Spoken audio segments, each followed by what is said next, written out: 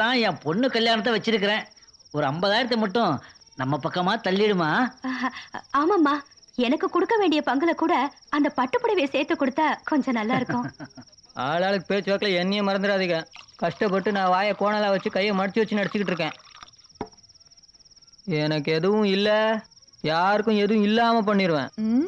என்னடா சொன்ன? கொன்னுடுவேன் ராஸ்கல். என்ன சொட்ட? என்ன கேட்டா உன் பொண்ணு பத்தியா? அவளோட கல்யாணத்துக்கு நான் பணம் தரணுமா? என்னடி என்னடி கேட்ட? உன் பங்கோட சேர்த்து 10,000 ரூபாய் பட்டுப்புடவை கேக்குதோ? ஏதோ கஞ்சிக்கு வழி இல்லாம கஷ்டப்படுறீங்களேன்னு பாவப்பட்டு கூட்டு வந்தா என்ன திமிரு இருந்தா என்கிட்ட பங்குக்கு வருவீங்க? என்ன நடிக்கிறீங்க? அவனை கல்யாணம் கட்டிக்கிட்டு வாரமா 10 நாள குடும்பம் நடத்துறவன் நான். அண்ணன் தம்பி அப்பா அம்மான்னு வேற வேற வேஷம் போட்டுட்டு நோகாம நொங்கு சாப்பிட்டு என்கிட்டே பேரம் பேசுறீங்களா? இனிமே இந்த கல்யாணம் முடியற வரைக்கும் அப்படி இப்படின்னு ஏதாவது பேசுனீங்க, அப்புறம் இந்த ராசாத்தியா பார்க்க மாட்டீங்க, ராட்சசியா தான் பாப்பீங்க.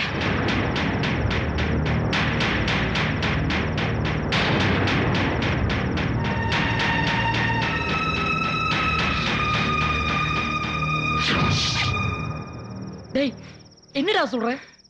இவ்வளவு நடந்து ஏன்டா இன்னும் சும்மா இருக்க? எல்லாம் ஜமீன் பேத்தி கல்யாணத்துக்காக தான்டா. அதுக்காக ஒரு ஏமாத்தக்காரியை கல்யாணம் பண்ணிக்க போறியா? வேணாண்டா, இந்த கல்யாணம் நடக்கூடாது. இதை நிறுத்திட்டு வேற ஒரு பொண்ணை பார்ப்போம். அட போடா, என்னமோ மதுரை மன்னர் பரம்பரையில இருந்து சிவகங்கை சீமையில இருந்து எனக்கு பொண்ணு தர மாதிரி பேசிக்கிட்டு இருக்க. ஒரு ஊனமான பொண்ணு கூட என்ன வேணான்னு சொல்லிட்டா.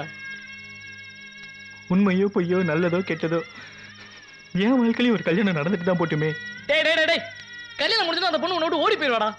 போட்டுண்டா, எனக்கு கல்யாணம் நடக்காம இந்த ஜென்மத்துல அவங்களுக்கு கல்யாணம் இல்லைன்னு சொன்னாங்க பத்தியா? அவங்களுக்காகவாது இந்த கல்யாணம் நடந்தாண்டா ஆகணும். அதுக்காக உன் வாழ்க்கையை பள்ளியிடாக்க போறியா? உலகத்துல இந்த பொண்ணை விட்ட வேற பொண்ணே கிடைக்காதா? சும்மா கேள்றான். இந்த கல்யாணத்தை நிறுத்திட்டு வேற ஒரு நல்ல பொண்ணை பார்த்து கல்யாணம் பண்ணிக்கலாம். அதெல்லாம் நடக்காதுடா. நடக்கும்.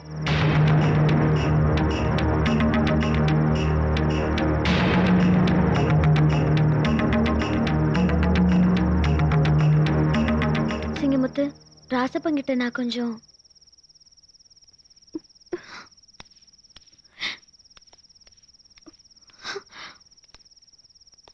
எப்படி ரசப்பா, எப்படி எங்கேயோ கல் எறியும் போது மேல படுவுன்னு ஓடி போய் ஒளிஞ்சுக்கிறோம்.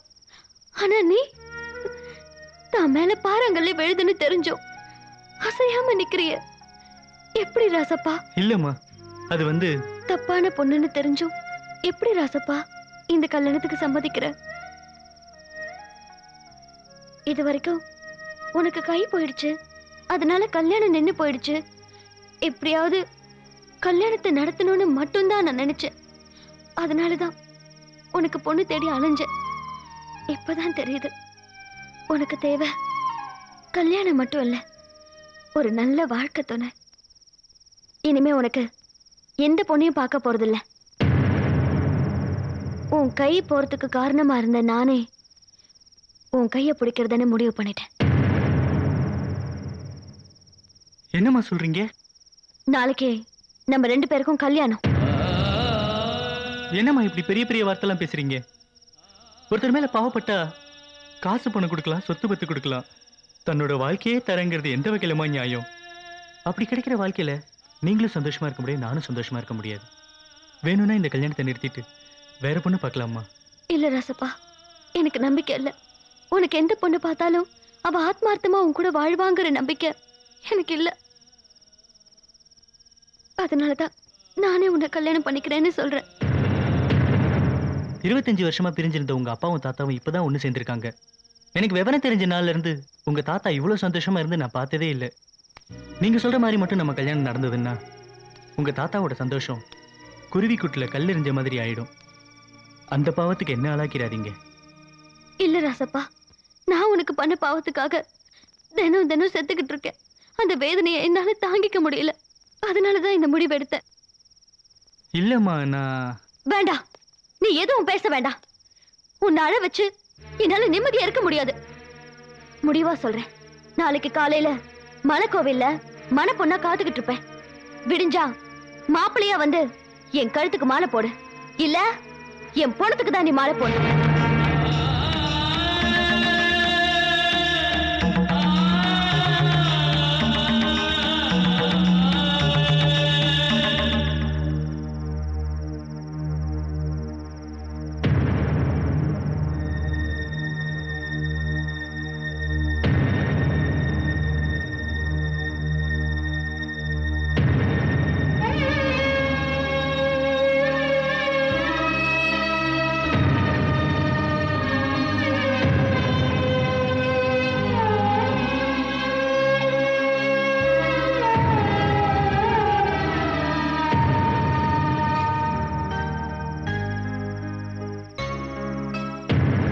அம்மா, ரொம்ப வருஷத்துக்கு அப்புறம் அப்பாவும் தாத்தாவும் இப்பதான் ஒண்ணு சேர்ந்திருக்காங்க. குடும்பமே சந்தோஷத்துல இருக்கு. இப்ப போய் வள்ளி, வள்ளி மாலை எடு. வா.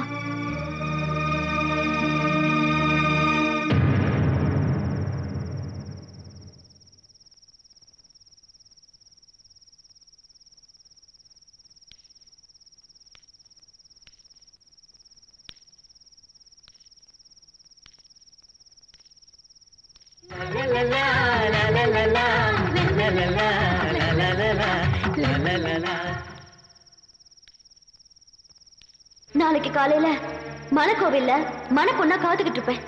விடிஞ்சா மாப்பிள்ளையா வந்து என் கழுத்துக்கு மாலை போடு, இல்ல என் பொண்ணுக்கு தான் நீ மாலை போடணும்.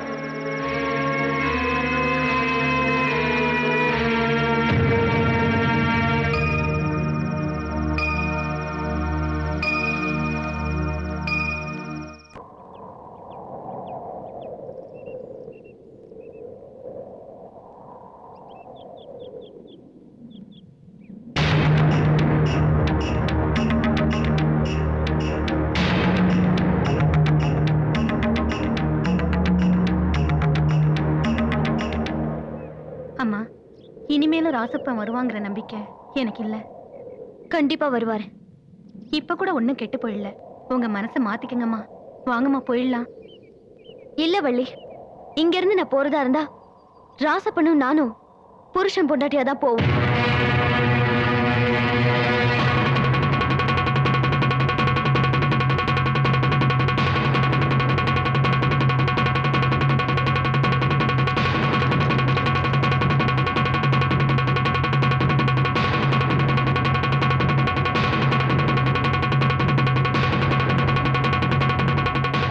ஐயா, இந்த ஜமீனோட மான காத்துல பறக்க போகுதுங்க ஐயா. உங்க பேத்தி அந்த ஒத்தக்கை ராசப்பணத்தா கல்யாணம் பண்ணிக்குவேன்னு மலக்கோயில பேசிக்கிட்டு இருக்காங்க ஐயா. உடனே போய் தடுத்து நிறுத்துங்க ஐயா.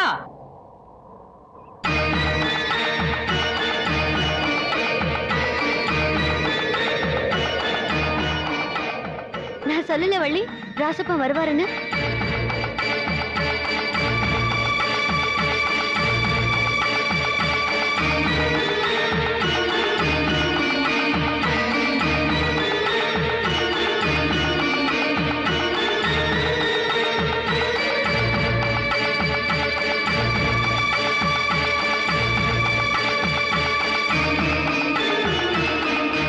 ராசப்பனுக்காக நீங்களே மணப்பெண்ணா வந்து காத்து நிக்கிறத பார்க்கும்போது எங்களுக்கு ரொம்ப சந்தோஷமா இருக்குமா.